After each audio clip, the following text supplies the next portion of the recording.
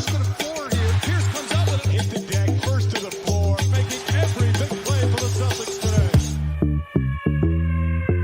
Tatum knocks it away, trying to get it. Dives. What a play by Dave Cowell. Watch him dive for the ball right here. Look at this hustle.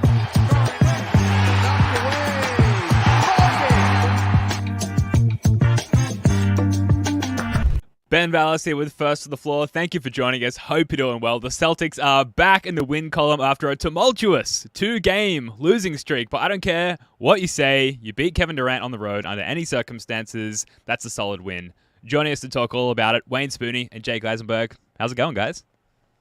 Doing good, man. Like, that wasn't just Kevin Durant, bro. Oh that was like Red Dwarf, sun exploding Kevin Durant. That shit was crazy. Like, it's just like fun to watch him when he does shit like that. Mm-hmm. It was weird because like the last few times we've played Kevin Durant, he hasn't been able to do that to us, and so like him going nuclear against other teams has been something that I'm like, yeah, this is fun. Yeah, and it's not as fun when he's doing the 7-foot Steph Curry thing to your team, but yeah, when he's doing that, I mean, you'll take the win any day of the week. Yeah.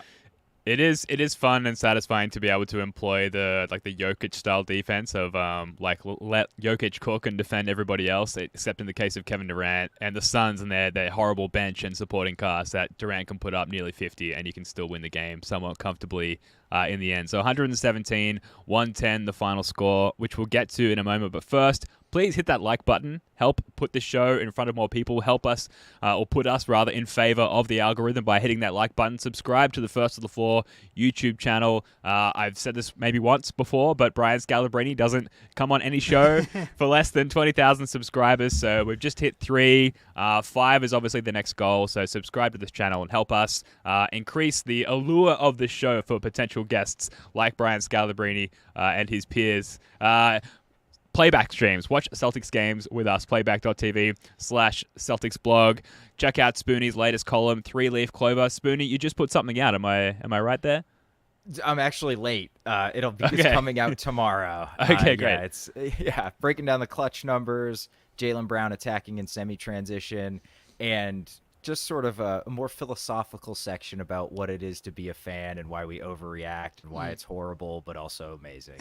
Wow, I feel targeted by that. I definitely need to read that. I mean, that's all of us, boys. Yeah, of course. That's why we do this. You can buy First to the Floor merch now on our merch store. A bunch of people have already jumped in and bought First to the Floor bucket hats and T-shirts and all kinds of clothing, attire, and accessories. And you can jump into our Discord channel as well. You can help suggest segments and topics and ideas for the podcast and just chop it up with us when we're not live on YouTube here on the First to the Floor YouTube channel, or later on the audio podcast, which you should also subscribe to and leave a 5-star rating. Also, finally here, if you're a fan of the show, check out the Celtics Lab podcast and the How About Them Celtics podcast. Very similar shows, similar vibes, and both under the CLNS umbrella there. So we're huge proponents of their show. Likewise, them of ours. So check them out if you haven't already. All right, guys. Like I said, 117 to 110. A bit of a malaisical, if there is such a word, approach to this game. Like, it was kind of messy. General takeaways from this one, Spoonie? So I think the big thing is... I don't know if malaise is the right. I don't know, man. I thought they played pretty well overall. I like a lot of the defense they were playing would look a lot better if Kevin Durant wasn't hitting ridiculous 20-footers with a hand in his face. Like, you think if KD just misses like 3 or 4 of those and he's still like 14 of 27 or whatever instead of 17 of 20 whatever, this is like a pretty easy win going away. But he was just so hot, he kept them in the game. But I don't know, I think like there's just nothing you could do against him when he's playing defense like that. I didn't really think there was a ton of defensive breakdowns. Maybe offensively, malaisical is especially in that like 4-5 minute stretch in the fourth quarter where Jake and I were on the playback. I think we were pretty sure they were pissing the win away during that time. Then I think Joe took a timeout and they came back out. They started running some actions and they shut the door with like 3 or 4 minutes left. And so it was kind of a tale of like Jekyll and Hyde in the fourth quarter there, like the worst of the Celtics and the best of the Celtics in the same 8-minute stretch, which is like why this team can be frustrating at times. But, they got it done. Anytime you get it done on the road against Kevin Durant, without KP, they were missing Booker. I think that's kind of, fairly even. That's a good win, dude. That's a really good win, especially coming off 2 losses. Yeah, look, the fourth quarter, everything is just so magnified in those moments, and it feels like specifically for the Celtics. Like, you watch a lot of other NBA games, and things just get tight and messy down the stretch for pretty much everyone, except for the Nuggets. Like, it's like every team has their issues. Even the Miami Heat have terrible numbers in the fourth quarter this year. It's like partly because it's such a small sample, defense gets cranked up. But I will say that in the fourth quarter, it was like us yelling at the screen, go faster. And it's been something that we haven't yelled and something we've talked about that has been not an issue this year, has been the pace in the fourth quarter. And, people are like, why is Joe letting them play slow? Go back and watch the fourth quarter. Joe is just on the sideline, just like jumping up and down, swinging his arms. Third base coach, like, go. That's right. As Tatum just looks at him like he's speaking a different language, and it's like, let's slow it down, Joe. Got it under control, and then eventually, as you said, calls a timeout, and we really got the best of both worlds, or the worst of one and best of the other world, in clutch time. There, we were weird Tatum game, but we won every quarter. We lost except for the third, we lost by 3 points. The fourth quarter numbers are actually like pretty good. They were like 57%, 30 points in the fourth quarter, and so overall, honestly, it was a good game. And like every time the Phoenix kind of pushed into the lead, it never got to below 5 points, I believe. And so like it felt scary because we lost 2 whole games in a row. But honestly, it's a nice performance to pull out a win when there's a superstar like KD just like going off in the fourth. Yeah, absolutely. 5 is what it got to, and this was kind of like the the icing on the cake play-wise towards the end of the game. Let me just run that back again. So, sorry guys. So Jaylen Brown with the ball. Yeah, horns action. There you go. And just Drew slipping that screen there, pulling in the defense, and then just kicking it out to Al, who finally hits a 3. I don't know about you guys, but as soon as the ball was headed towards Al in the corner there, like you just knew that the OG was going to knock that one down. Just like in that context, under those circumstances, Al's career in the rear vision mirror, like you just knew that he was going to knock that one down, and of course he did, and it was amazing. But just to see those guys go to a bit of an action there, a bit of an off-ball action, and generate a good look rather than go ISO in crunch time, it was within 5 points, within the final, 5 minutes, 2 to 5 minutes? I think it was the 2-minute mark precisely of this game. And to see them actually run a set and get like just a decisively open shot was genuinely satisfying. I know. I don't know why it took them so long to kind of get to doing that. And I think we'll talk about like Derek White and stuff. But even he got a chance in clutch time and he turned it over too. But those little short roll screens where Tatum's been so good on the passing, just they weren't going to it. And Drew in the short roll's been solid down there. And fine. Yep. Horford, biggest shot of the game. 0 for 6 going into that 3 in the corner. And you sound like you're more confident than me, or maybe you're more confident today that it was going in than you were yesterday. But I was honestly watching yesterday. I was just like, yeah, he's got this shit. Like, okay, absolutely. I knew that he'd missed every shot to that point, but it was just so open, and you could just see he just took his time a little bit more. He had some arc on the shot, like it looked good out of his hand. Where like all of his shots prior to that looked so flat, and he just looked like he was in rhythm on this one. So he was confident. I was confident in him. It went down. Never in doubt, as we like to say after these somewhat close wins. But the Phoenix defense, I have to say, one of the worst ones we've seen in recent memory. To begin the fourth quarter, first couple of possessions, Celtics coming down the floor with the ball. They're in zone, and we just walk into 2 of the widest open threes ever. One which, like Derek White was just literally strolling, like down to the beach. Down in the center of the court, just kicks it across to the wing to a wide open Jayson Tatum, who's just so open. The defense does not react at all, and that is just like mesmerizingly stupid from a defensive perspective there. And that was kind of the trend that the Phoenix defense set all game, where there just wasn't a lot of resistance. Particularly, Nurkic was, I don't want to say dominant on both ends early in the game, but he was throwing his size around a little bit and definitely causing some problems for the Celtics. Down the stretch, like for the majority of the fourth quarter, Nurkic didn't play at all, Spoonie, and he felt like it was quite advantageous from the Suns' perspective. Why was that? Why do you think they didn't play him down the stretch there? Because he was giving us issues. Yeah, so I think we went into this like hunting matchups with Jayson Tatum offense that was not working, but it can work. But we were hunting the Beal matchup. But Beal can stay in front of Tatum and force him to take pull-ups over the top of him, right? The guys that I love Tatum attacking when we're hunting mismatches is bigs, because he can just blow right by them. So I think when they went to that kind of switch everything defense, sort of in the middle, 8 minutes left in the fourth quarter, they can't have Nurkic out there because we're just going to find the Nurkic-Tatum matchup, and then Tatum's just going to bust right by him, and then it's basically over, right? He's going to find a shooter. He's going to get all the way to the rim and hopefully finish, although that doesn't feel like a guarantee last night. But that's the only thing that makes sense to me, because I thought offensively he was really a problem for us. Like, he's just too big for Al Horford. He was getting on the offensive glass. He's a great passer, and he's an incredible screen setter too.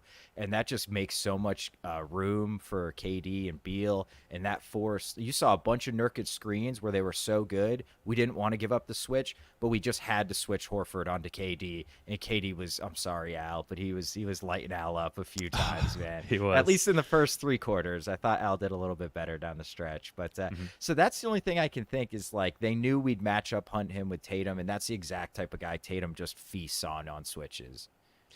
Yeah, I think that's where you get the worst of the Celtics. And I think we talked about it on the weaknesses episode. Like, if you can go to a switch everything defense, if you just want to try and force Tatum and Jaylen into what we saw at times in the fourth quarter was the ISO ball stuff. And, like, it can be effective if the matchups are there. And they definitely had success. Like, Tatum still goes 5 for 10 in the fourth quarter. Man, his fourth quarter numbers look very, very good relative to what it kind of felt like in the overall game. But yeah, so if you can go to a switch everything defense, that's going to, especially when Porzingis is not out there, that's going to be when you can find success for a team like Phoenix where their defense isn't good. Like, of all the teams that could potentially maybe make the finals in the West, Phoenix might be in that conversation if, like, they get all their guys healthy and they go on a run. I think it's a long shot, but, like, that's the type of team that I would enjoy making it out of the West, that, like, can't guard, like, all three, like, and, like, they're searching for answers because their big man's kind of a liability. That's what you like to see. Actually, and he's a big Bosnian dude. He was getting guys caught on screens all day. But yeah, Al Horford still out rebounded in there. Yeah, Right. 12 in the first half, the most for a player over 37 years old since Tim Duncan a while back. What a stat. Wow. I know, I love that. I think it's Dick Light that we have to I was thank for gonna that say, one, surely as it's it usually is. The big dick. Yeah. So we call him around here. Yeah. Speaking of, let's transition. I don't know where I'm going with that. Jayson Tatum, you mentioned the wild 4 turnovers. Very, I think, like, uncharacteristic is probably, like, thematically the one word you could choose for his, maybe the last 2 games, where he still ends with these sexy stat lines as Spoonie disappears under the desk. Sorry. You're good. And, box score wise, you look at it and you're like, oh, okay, I guess he had a pretty good game. And that's just, it speaks to the level of player that Jayson Tatum is, where, like, a bad game, it still jumps off the page statistically. And yet it's not the Jayson Tatum that we've come to know and love through this season, Jake. Losing the ball, a lot of unforced errors, like losing his dribble, dribbling off his feet, that kind of thing. What do you think's going on with Tatum? Again, like, with full acknowledgement, like, he is still quite good, particularly down the stretch in this game. Don't want to, like, attract any haters by talking shit about Jayson Tatum on this one, but he hasn't been his, like, near perfect self lately. So yeah, the last 3 games he has not been great. But I will say yesterday that, and the thing about the Denver game that was the most frustrating was that, like, my favorite thing about Tatum is that he does everything. It's the rebounding, it's the defense. Like, so when he's not, a flawless offensive player.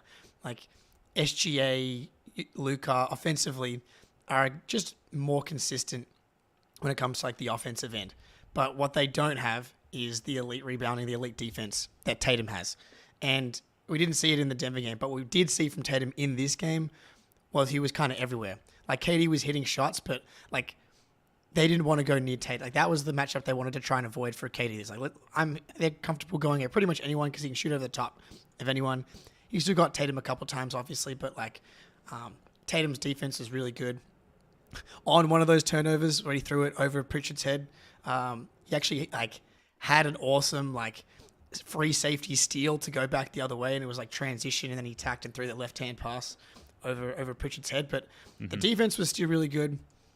I just think that players are going to have these stretches. Everyone's really frustrated with Tatum right now because the last 3 games have been loudly bad. In that the fourth quarter against the Cavs, 1 for 9, bad. The Denver game, bad, and that's one of the biggest games of the season. And then today, and yesterday, I didn't think bad was the word to describe his game. I went back and watched the 4 turnovers today. Yeah, he had the pick and roll dribble off his foot, and the 2 weird ones where one of them was Derek White. It's just it's just a simple pass to the wing with no pressure. He just missed it, and then the Pritchard one left hand pass, skip pass to Pritchard over his head. It's just uncharacteristic, and it's not something that I think that we have to be concerned about. Those aren't turnovers that he's been making all year. He's having his best year from a turnover perspective in from a raw numbers perspective since 2019-20. Since he's become a high usage guy, this is easily his best turnover season. And from January to 3 games ago, we've kind of been all on the same page in that he's playing the best basketball of his life as far as letting the game come to him and being able to take over when he wants to. The last couple games, he hasn't been able to quite get to the takeover mode that he has been able to.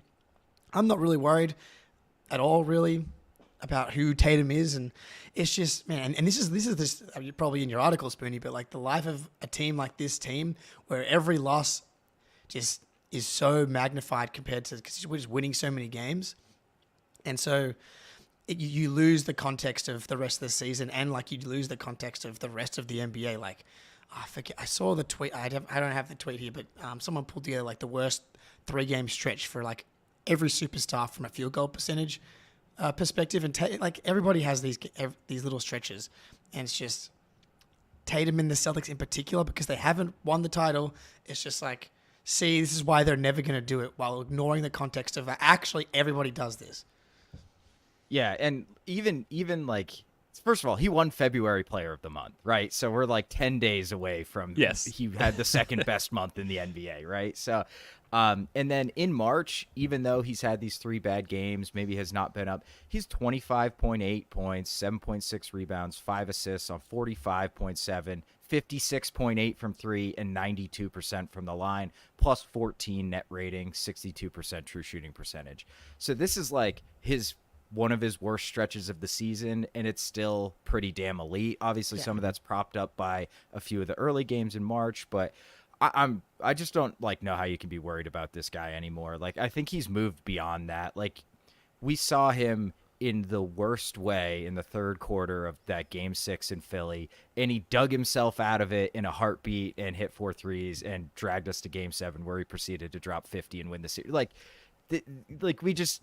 It's done. We can't be worried about his cold stretches anymore. We know he does this. Everybody does this. His maybe are a little bit uglier, or maybe that's because we are the ones who watch every single game of his career, and we don't watch every single game of Ant Edwards' career, who's on my fantasy team and is way worse about inconsistency than Jayson Tatum, by the way.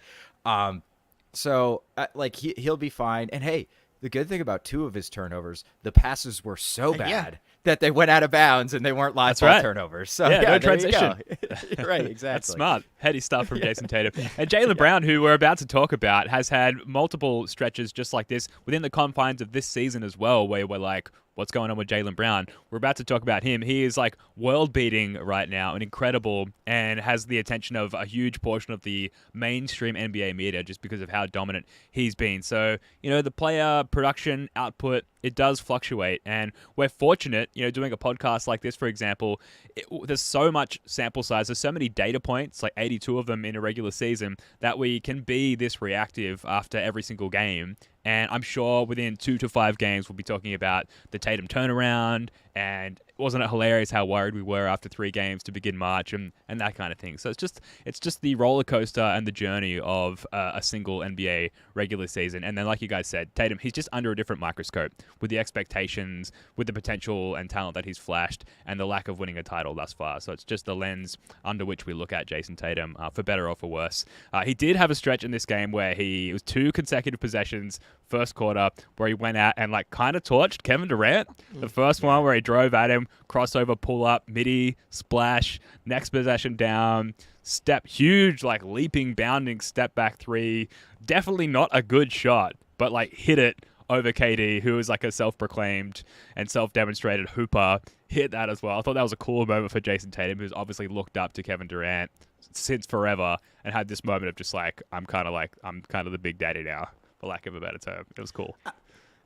Oh, dude, it was awesome. And honestly, I just like quickly looked at like Kevin Durant's game log here. Like, literally 2 games ago, he goes 14 for 34, which is a 41% field goal versus Tatum's 39% field goal, but only 8 rebounds and 5 assists, as opposed to Tatum's 10 and 7. And the game before, he's 6 for 15. They lose to the Thunder by 8. And like, it's just the roller coaster. 6 of 15. He only took 15 shots. Yeah. That's crazy. Yeah. Yeah. Can you imagine a superstar ever doing that? What are the odds? Yeah. But yeah, to your point about the, are we moving to Jaylen Brown now? I think. Feel free. Let's go. I was just trying to come up with a segue, but it sounds like you're doing it for me. The smooth segue of, should we just move on to this Jaylen Brown guy? Who I was going to go with, speaking of superstars, but yeah, you're doing a better job than me. So I'm really glad that Ben's constantly stalking the Celtics social media profiles and making sure we get all the possible information, because I'm really glad that I know that Jaylen Brown weighs 239 pounds. I knew it.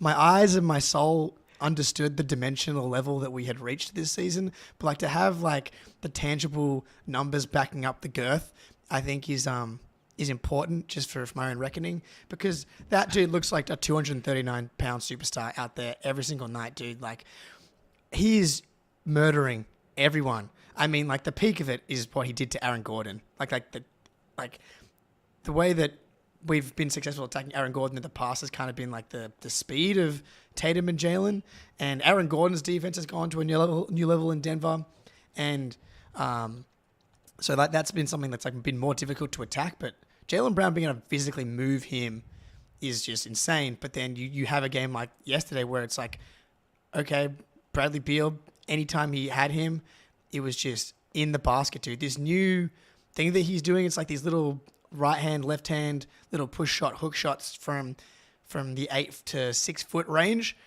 Money every time. Every time he gets a mismatch at the post, like the post has been awesome for Tatum, but I feel like it's almost been more important for Jaylen, because it just completely takes away the turnover stuff. And his efficiency and consistency are both just at a place where they haven't been before. And I think it's more important for the playoffs. Like, we come out of the 2022 playoffs after that Miami series, and the question is not how we have no questions about Tatum. There's no one questioning Tatum's ability to help this team get to the finals again and win a title. It's like, can we win with Jaylen Brown as a number 2? And he gets a Supermax contract, and everyone is clowning the Celtics. Worst contract in NBA history, yada, yada, yada. And he took that contract seriously. Like, he has definitely taken the responsibility of what that means and come out both ends, gotten better, best basketball of his career. And I think for the playoffs and the success of this team, that is probably going under the radar right now, because we're all confident in Jayson Tatum. If he gives us the performance that he gave us in the last year's playoffs, we get the same Tatum, and we get this version of Jaylen, plus Porzingis, plus Jrue Holiday, I feel good. Yeah, dude. Yeah, you got me hyped. Yes, go on back. We're winning the championship. So I think the post and a semi-transition do the same thing for Jaylen Brown, where it allows him either there is no help to come to swipe at his dribble or pick off passes in semi-transition, right? Defense isn't set. They're still trying to match up. So he knows he's just one-on-one with the guy in front of him, and he's either going to beat him with speed or strength. And, like, mainly it's just been strength recently. Like, he looks like, dude, I was calling him Jerome Bettis on the playback because like people are just bouncing off of him, dude. He's like the bus driving down the lane, dude. And the post up too, like you know, you spread the floor out. It's a slower pace, and the help's got to come from long distances, so that cuts down on his turnovers. And I just really, his turnovers got to be like 2.2 a game. I haven't checked in the last week or so, but they are really low for him since he's become one of these high volume stars. And on post ups, if you have minimum 30 possessions on synergy, 12th most efficient in the league, Jayson Tatum. 15th most efficient, Jaylen Brown. First KP, fourth Al Horford. So we are post-up monsters on this team, dude. Yeah, but JB and JT essentially the exact same points per possession on post-ups. And they're killing people. And it's so difficult because your best wing defender is going to be on Jayson Tatum, right? And then Jaylen Brown has – how many teams have two elite wing defenders? It's basically just the Clippers. So their main matchup is like – Bradley Beal on Jaylen Brown, like Royce O'Neal on Jaylen Brown, like not those dudes stand no chance. And he lit them. He even missed like 3 or 4 easy layups to start the game too. So his line could have even been way better than it was, and he still had 27 on a pretty efficient night. It looked like he was getting fouled quite a lot as well, or at least he thought that. He obviously got quite frustrated and incurred that tech on that early 3, in the game. Dude. Yeah. Yeah, that's right.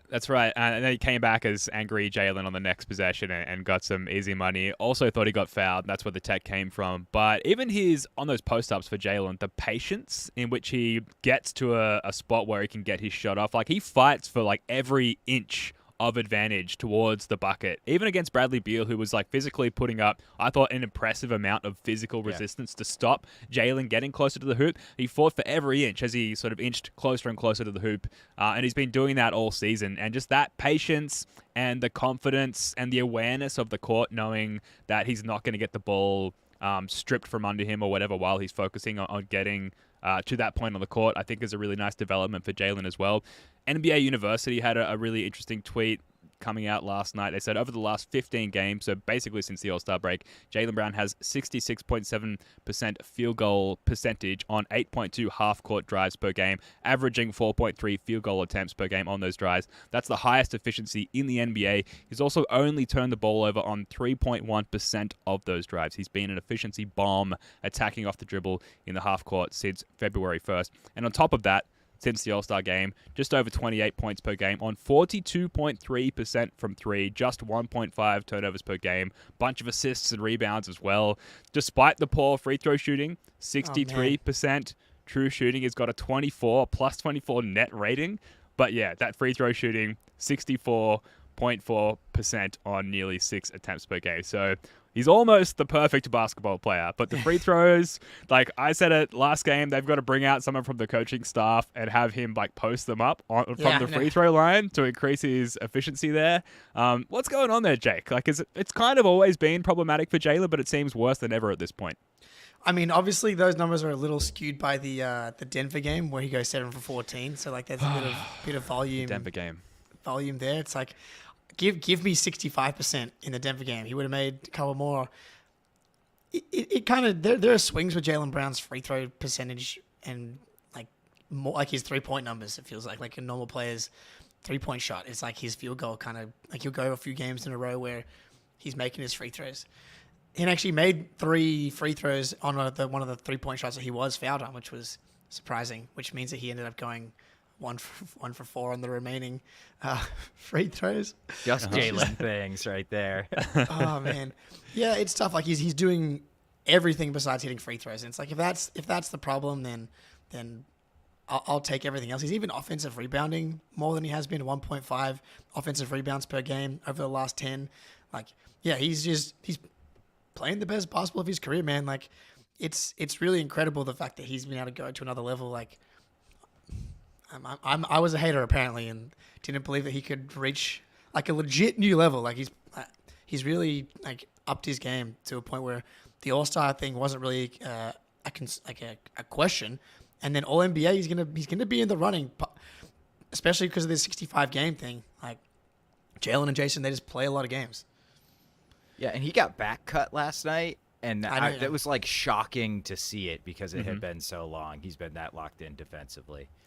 playmaking as well, as we run a couple of clips from late in the game. These are both from the fourth quarter. Just drive and kick straight out to Peyton Pritchard. Simple stuff, but like his awareness of how the defense reacts to his play style is just elite. And two very different assists. One corner kick out to Peyton Pritchard, another lofted oop to Luke Kornet, who we will get to, because you could refer to this down the stretch as the Luke Kornet game, based on how awesome he was on this one. But suffice to say, Jaylen Brown has been incredible, and that doesn't look like it's going away anytime soon.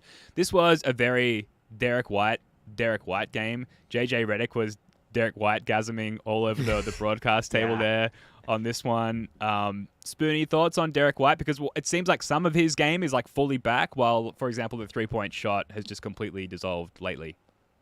Yeah, well, I could just see the anger in Jake's eyes when JJ Redick was fawning over his guy Derek White. Like, back off, buddy. Like, am I gonna have to jump in and fight him for you, Jake, or with you, I should say? We'd probably need like 7 of us to take JJ. But I think the big thing for Derek White is that he needs to remain aggressive, and I'm not breaking new ground here. Like, that's always been his problem, right? Pops even talked about it multiple times. And like, if the threes aren't going in, he was 0 for 3. What a comment. It was a great comment that I'm going to move on from very quickly. Like, he was 0 for 3 from 3, whatever. He was going to the rim. He was making plays. He had 9 assists, which I didn't even really notice, but that's just the nature of Derek White. He just makes the right play so often that he's going to rack up assists. Only 2 turnovers, and I felt like he had the ball in his hands way more than he has recently. And good things happen for the Celtics when that's the case. So I'd like to see him to continue to remain aggressive and just kind of fill up the stat sheet. And dude, this cat must do yoga, because that block he had, like that contortionist shit, like I don't even know how he got to that ball. That's one of the best blocks I've ever seen. I tweeted out it was better than the Anthony Edwards block, like the one that he had on Neesmith where he hit his head on the rim.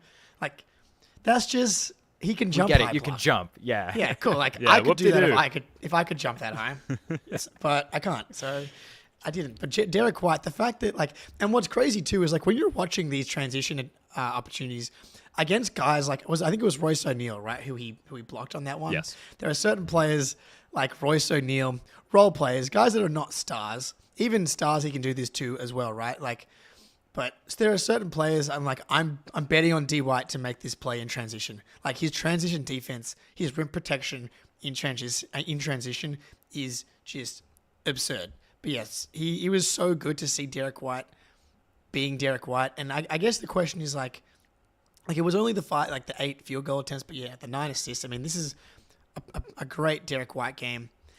But we're all yelling like down the stretch, why does Derek White not have the ball more?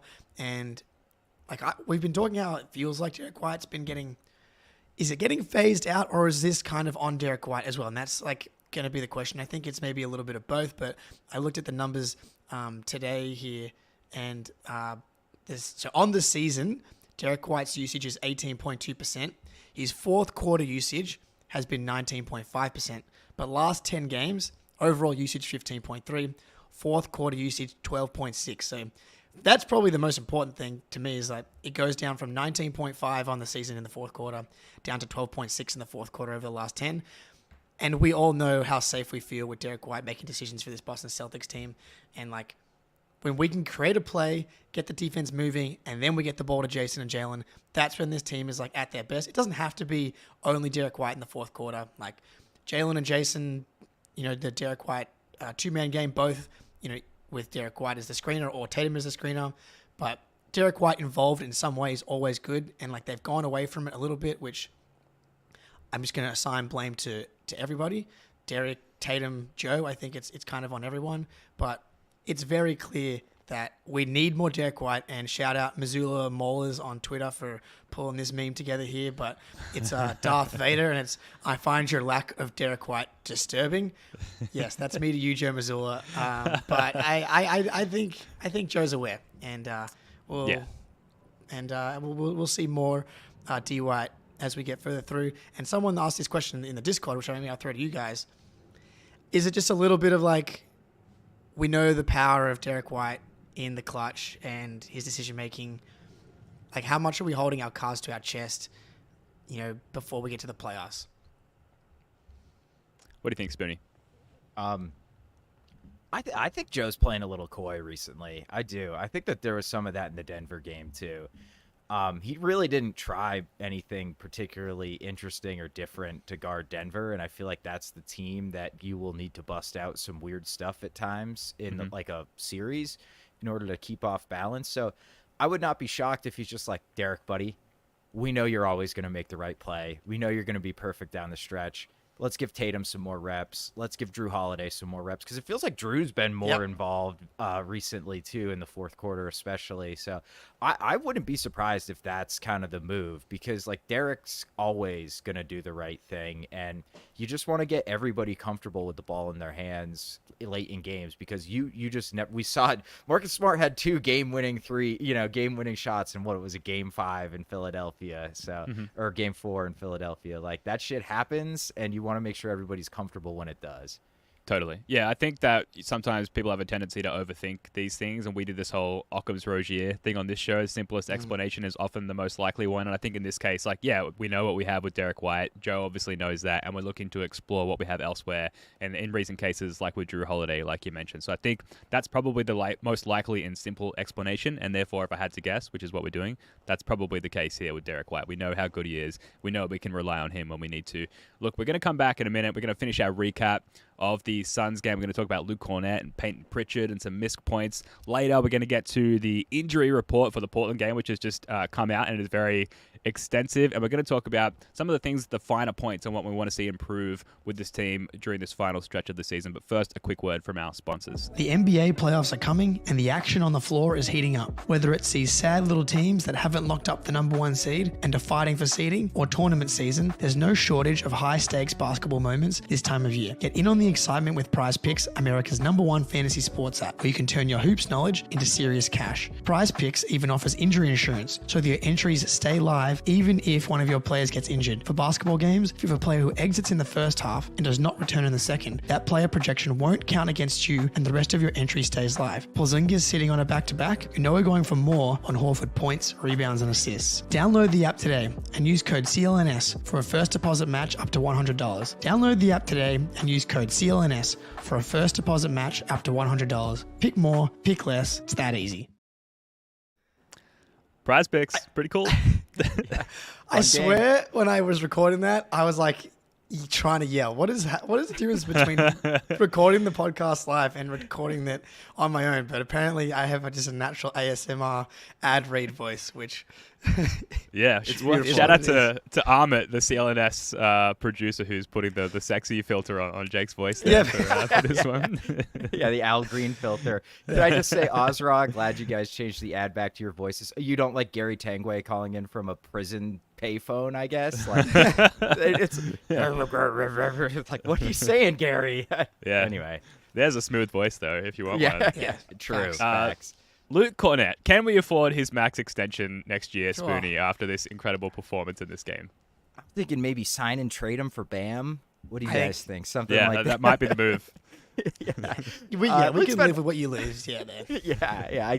Look, we lose some size there, some great passing, but I guess we'll be okay with Bam. He's been freaking awesome, dude. Like 14-6, legitimately kind of felt like we were sort of teetering a little bit, and then Luke came in and we went on like this nice little run. He's just catching every lob now. I feel like he had butterfingers last year. And his hands are just so much better. He's finally rebounding like a man who's 7'11" should. And he only had 1 block in the stat sheet, but I felt like he had more. He at least he definitely affected a ton of shots around the rim, and Phoenix did not really do a good job of getting him out into space and attacking him like, say, Cleveland did in that fourth quarter in that Cleveland loss. So, just, again, shout out to Luke. Like, the part of this is the expectations are quite low, but he's blown way past them all season. He's great, man. And this is why I was someone who was like, we don't need a third big. We don't need to use resources on bringing in a third big, because he's great. I'm glad that we got Tillman. But obviously, there's a plan in place for what Tillman means to this team. I'm not super sure. I thought Cornet was going to be like out of the rotation with Tillman coming in. But what's the argument? Like the way that he helps this offense in particular, like I think that they're similar offensive players. The way that Cornet, he's just got really good chemistry in the pick and roll with everyone, especially Derek. Which I mean, Derek has great pick and roll chemistry with everybody, but specifically Cornet, he's got a really good sense of space, like around that spot. He sets his screen, and he's just like always in the right spot, makes the right decisions. Yeah, man, and the fact that he's playing big now, and defensively he's just solid as your third big, and in this scenario, backup big. Like I've been someone that's, you joke about the max extension, but I've been like, I'm not sure he's played well enough that someone's going to be offering him more than a veteran's minimum, but does someone come in and offer him like $4 million as opposed to a veteran's minimum, then maybe that is what happens. But we'll cross that bridge when it happens. But if that is something that happens, that means he's played really well for the Celtics, which is a really good thing. Yeah. And so I mean, you can't say enough about Luke Kornet, from the on-court to the off-court intangibles. Like he's just all around. Like you can't ask more for the third big on the Celtics. Did you guys see that picture of him going around holding like Lord of the Rings? Yes. The book? Is that recent? I think so. I think it must have been like while he was chilling at the hotel or whatever before this game. It looked like it was sunny Arizona sun behind him at the time, so I think it's recent. And a good omen as far as us winning the ring this year. That's right. Okay, that's well One done from ring. Ben there. Yes, Unsurprising. He's like, beautiful. yep. Drawing the lines. Yes, We're of locked in. course. I always join the dots on these things. It's my strong suit, my forte. I think that the plan for Tillman is maybe a lot more matchup specific than we originally anticipated, where it's like, Luke, you are the backup big, you are the third big, and Tillman, the big tea bag, when we've got a really specific matchup for you, if we've got maybe a quicker, more prominent center that is more of an offensive fulcrum, we will put you in to defend them, especially if we need you to switch on their screening actions. Whereas Cornet, when it's not that kind of matchup, it's just like, you're our guy every time. And he's becoming more and more fluid offensively, putting himself in the dunker's spot, putting himself in a position where guys like Derek White and Drew Holiday can find him for dump-offs and things like that. So he is just really well suited to the guards on this team, and that's showing, especially in the last stretch of 10 games or so. I wonder if it's like an injury-related thing with Tillman, because he's been someone that was why he fell in the draft, and that was why he's had injuries. He was injured when he got here in the trade, and like just trying to bring him along really slowly, or maybe it is just the matchup stuff. Like you think in a game like yesterday where you don't have Porzingis, like you're going to see some Tillman, but you see zero, and whereas you see a fair bit of him in the Denver matchup when you have everybody healthy. It's interesting. I'm not mad at either way. Like they clearly have an idea for him in certain matchups, but yeah, and it's also been great. Everybody in the chat and like people online, like the narratives have finally turned on Luke. People have finally seen the light, and that from what you're getting from that spot is more than you're getting on most teams. Like, who do you want, Drew Eubanks or Luke Kornet? I don't know. I think it's Luke Kornet. Eubanks. More like you suck. He was fucking terrible. -20, 0 for 0. He sucked. He was awful. Like, to be dwarfed that badly by anyone, especially Luke Kornet, even though we were singing his praises, is terrible. Sorry, I just Spoony, I cut you remembered off. you said go on, Spoony, but I'll go after you. No, I don't even know. I'm still thinking about the big tea bag. Yeah, we're rolling with that one, people. Spread the word. The Cornet eclipse. That's the only thing. And the problem is he's getting positive reinforcement by everyone, especially like the national broadcast. It's like, look at him go, and it worked. And then like on the attempt that he did, I think it was Kevin Durant where he missed one. I don't even remember who it was, but like it was somebody good. From exactly where he jumped from, or where he launched from, the rebound went exactly to where he was for the Cornet contest. Just stay there, dude. I refuse to believe that it's helping, and I would much prefer the 7'2" guy just rebounds as opposed to. It's driving me nuts, and I feel like I'm going insane. You don't think Bradley Beal's jumper's affected by a guy 15 feet away from him jumping in the air? There's no way Bradley Beal, who is like an all NBA level, like elite 3-point shooter, all those numbers kind of dipped a little bit, but whatever. That is not affecting his shot. I'm sorry. Like, just fucking rebound, Luke. please. You don't think like our first round matchups, there's going to be at least one assistant coach whose job is to like stand at the halfway point between 3-point line and the hoop and just hold up inflatable arms to simulate shooting against the Cornet contest, the Eclipse? Yes. I think the findings are inconclusive at this point. I think sometimes it works. Sometimes it doesn't. It's a Cornet almost neutral like an approach. open jump shot. Yeah, exactly. Yeah, I'm not willing to shut it down at this point. Now, look, we've got to rush through these final points of the game and try and keep this within the hour mark. I think if we're going to struggle, we might run a little bit long tonight. We have to talk about Peyton I was Pritchard. going to say, do you want to just boot the improvement segment? Like, we can do that whenever. No, we'll see how we go. We'll just keep right. rolling and I'll shut see up. if What we am get I to it. doing? No, I mean it's all good. It's all Got to good. hit the bus one, boys, quickly, and then we'll move on. Yeah. So I mean, Peyton Pritchard, just very quickly, pretty impressive in this game. I think if he has his defensive flaws and vulnerabilities, but the amount of time that he shaves off the clock whenever he. Yeah, I just saw Mary's comment. We are going to try and spread that to Drew Carter. We're sort of one for three with getting names to Drew lately, so we'll keep trying there. But Peyton Pritchard shaving time off the clock with his full court press on opposing guards, I think for some part makes up for his other defensive vulnerabilities, just that he forces teams to not get into their offense until like this sort of 16 to 12 second mark. Hugely effective, and I think with that alone, there's room for him to play rather in the playoffs. What do you guys think? Yeah, I think Pritchard can play in the playoffs. There's going to be some matchups where he can't, and like Sure. and like Denver, he can, but not when Jokic is on the court. Miami, he can, but not when Jimmy Butler's on the court. It's like, but he's been awesome, and he's like gotten better. The latest development. I know someone's got the numbers in here, but he's now able to finish at the rim over like big guys. He's got this like he's been like pushing dudes off and creating space at the rim and shooting around outstretched arms. Like he goes 2 for 4 from 3 here, but he's been awesome, dude. In that contract extension from Brad Stevens, the Brad Stevens special, dude, is just like signing these guys to these contract extensions the year before they have their best year of their life. Continues to happen here. I think he's been awesome and exactly kind of what we expected coming into the season. Even like not even shooting elite from 3. Like I know he goes 2 for 4 yesterday, but I think he's at like 39% from 3, which is absolutely acceptable and good. But you know, I think there's room for him to go on a 3-point run at some point too, just because we know the type of elite shooter that he is too.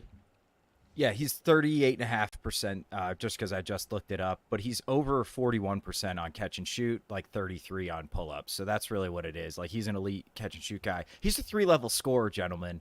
69.7% in the restricted area. Better than Jayson Tatum. Better than Jaylen Brown. He's shooting 50% from mid-range. Better than Jayson Tatum. He's second on the field on the team in field goal percentage on drives. Better than Tatum. Better than Jaylen Brown. 4.1 drives a game, too. Like, that's not nothing. Like, that's actually pretty decent volume. He's had, like, 260 drives this year. So, like, Pritchard has just evolved into this, like, spark plug on both ends. And, like, what he does defensively to slow the other team down, he does the exact opposite for the Celtics, where it's like you're never worried about pace when Pritchard's there, because the second he gets it, he'll just fly up the court. And even if he just stops and sets up the offense, it's all right, because we're running the offense with 20 seconds on the shot clock instead of 16, and that helps you get better shots. So shout out PP. What a contract. I took a lot of shit in my group chat when that contract was signed for defending it. So I'm on top of the world, man. Let's go, dude. Yeah. I'm on top of the tip of the PP. I was about to say the amount of dick jokes in the chat right now. I'm like, we brought it on ourselves. Oh, yeah. What have we done? Yes. What have we done? But it's great. We love everyone in the chat. Thank you for joining us. All right, missed points very quickly, and then we'll hit the improvements during the stretch run here. So very quickly, we mentioned Al's clutch 3, his elite sort of post-Tim Duncan level old man rebounding. That was incredible. I also wanted to point out 5-2 in this brutal stretch. So we talked about it. We hyped it up a lot coming out of the All-Star break that from the Knicks game onwards, ending with this Suns game, maybe the toughest stretch of the season.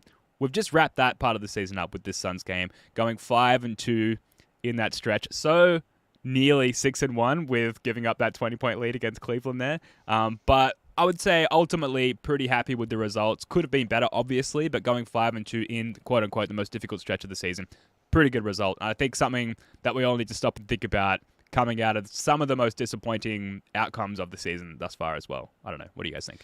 Hey, that means we won that series easily, 5-2. We even got an extra win win right there. We didn't even need the Bonus. fifth winner.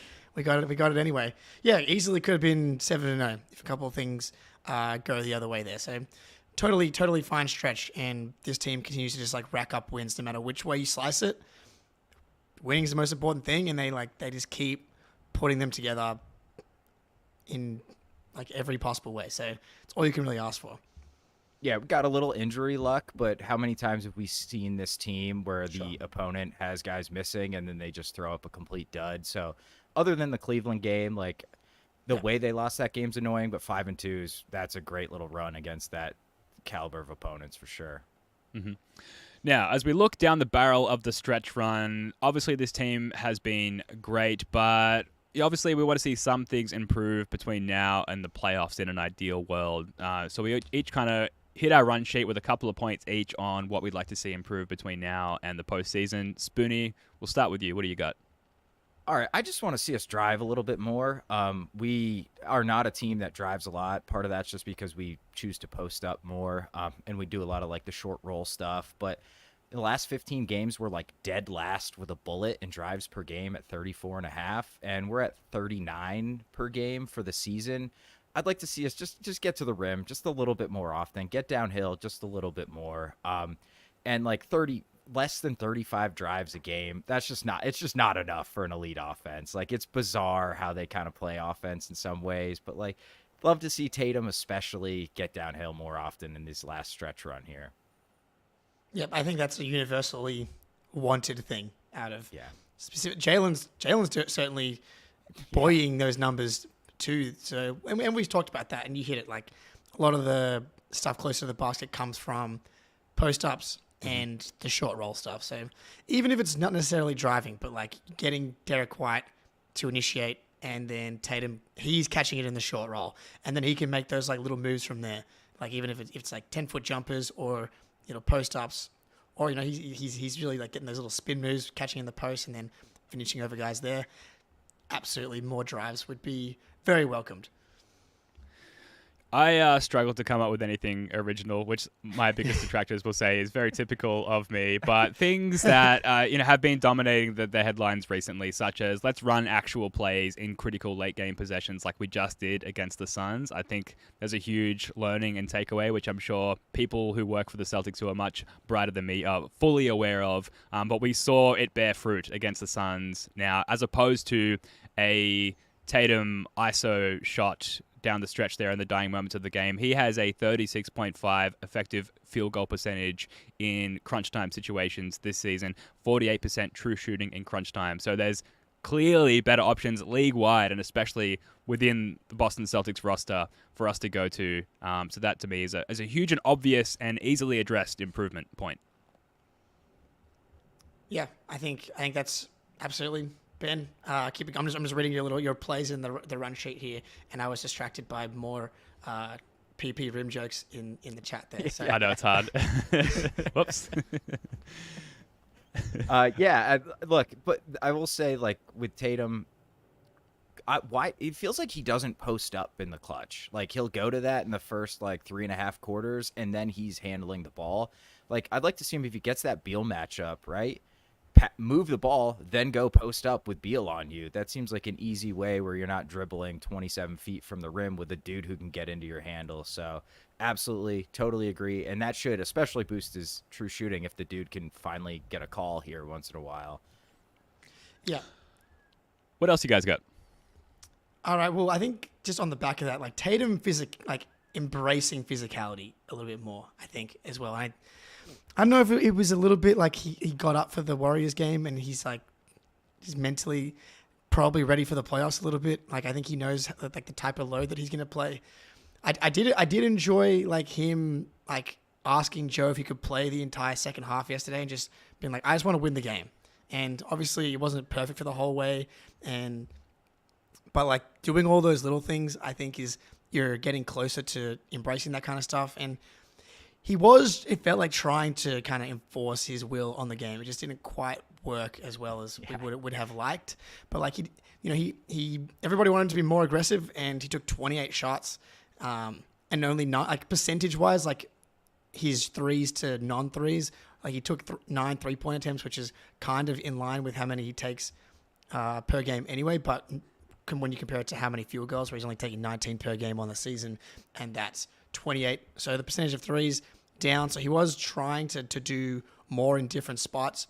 So I like that. But Tatum embracing physicality, not sure we'll see it before the playoffs, because I think that maybe that's kind of where he's at this point. Yeah, I think that's a really good one because, we've seen that so much with Jaylen Brown over this recent stretch, and we know that actually someone posted this in our Discord, a clip from, was it Hoops Tonight with Jayson Tatum? I hope I'm getting that right. I should have written that down, where he's basically saying, like, Jayson Tatum is a very similar athlete to Jaylen Brown, which I don't know how much I agree with that, but similar enough where yeah, but he could absolutely be imposing his physicality a lot more. And I do think we'll see that in the postseason. We've seen it in postseasons past and even within the confines of this season. So, on one hand, I want to say, well, he's just saving it for the playoffs. But if he were, then why would he insist on playing more than 40 minutes in this game? So it can't go both ways. What do you reckon, Spoonie? Yeah, absolutely. Yeah, I don't know. Jaylen is like just a incredible athlete, and Tatum is not anywhere. He's like a slightly above average athlete, but I actually do kind of buy the theory that he's not going full tilt to the rim, but that's a learned skill, right? Like, you're not just good at finishing through contact. You need to practice that. So I would like to see him dial that up a little bit more, but I wonder how much of it is like he's just not getting a whistle right now, and maybe that's his own fault. But still, like, it sucks to go to the rim and get hit hard and then not get a foul called and have to get back up and do it all over again. But hey, dude, that's like part of being a superstar. Everybody goes through that. Like, Jokic gets hacked like 5 times a possession, and he barely gets calls too. So I'd like to definitely think now's the time to dial that physicality back up in time for the playoffs for sure. I only have dumb ones left. I'll give you one of them and then I'll shut up. But we need to improve our psychological leverage over Bucks fans because they've been winning some games lately. Yeah. You might say fraudulently, Jake. Most recently, earlier against the Clippers without Paul George, without Kawhi Leonard. They had a 22-hour turnaround with the daylight savings change coming off a back-to-back. The Clippers, that is, after playing the Bulls yesterday. Bucks have won some games. Their fans very vocal. I think coming from the standpoint of like, oh no, I think we might be a bit shit this year. And suddenly they've looked good, and now they're very vocal in response to that. We do have a Bucks game coming up 20th of March. That's our opportunity to be like, actually, you ain't shit, and we're going to reassert our dominance over you in this one. Yeah, if I had to pick one game to win for the rest of the season, like, it's so easily that one, which I hate that there's going to be like this extra pressure on like a single regular season game amidst the schedule, which, kind of anything can happen in that one game spot. But I'm not sure. I mean, Dame's kind of had a couple of good games. He's also continued to be like kind of inconsistent. They lost to the Lakers without LeBron, and D'Angelo Russell put 44 on their head, and they couldn't stop him. And then they also lost by 1 million to the Warriors. So like, they're 10-9 in the Doc Rivers era. So to me, they're closer to the Schadenfreude report than they are to the celebration report that we don't have, obviously. So yeah, I'm not sure I see it, but I'm with you. I would like to also keep our psychological leverage over Nathan Marzion and his specifically Denzies. And his liege. His Denzies of unwashed pale minutes or Wisconsinites. But so it's funny the way Bucks fans are like parading around how well they're playing, and they're 10-9 since Doc Rivers was hired. What are we in our last 19 games? Like 14-5, and like much everyone's better. talking about the season's over, like we're terrible. We lost 2 games in a row. So it just tells you like the expectations of these teams have changed so much from the beginning of the year till now, where they're playing 500 ball. They're like, looks way better though. Dude, you're not watching the games because it looks really good. Well, you just got spanked by 30 and gave up, by Golden State, and gave up 40 piece to D'Angelo Russell. Don't check our last Lakers game though. I know. I was like, that was another time, different era. It's so annoying that like that was pre-Doc Rivers. That Lakers win over the Bucks would have felt like perfect, if not for the Celtics losing to the Lakers without LeBron and AD a month ago. But we'll still take it regardless. Any other points to improve on before we just get onto the Blazers game and then get the hell out of here? We already kind of spoke about it, but more Derek White, which we already touched on, which we all agree with, obviously, and then pace in crunch time, which again, I think they've been good at all season for the most part. And Joe is in agreement. End of the Cleveland game, said we got to go faster. Tatum admitted he's got to go faster. He's waving his arms, trying to get them to go faster in crunch time. So I think he knows, and if he knows, it's all that matters. And so, but yeah, pace overall, but specifically pace in crunch time.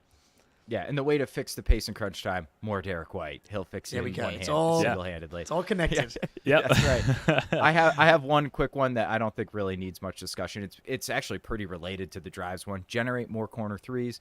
Last 15 games, we're 24th in corner three attempts per game, and we're 15th on the season. Just like to tick that back up. All our guys are great corner three shooters, except Porzingis, who I still think has not made a corner three this year. But Yeah, because he made one, but his foot was on the But line. it's on the line. Yeah. That's right. He did it again in Yeah.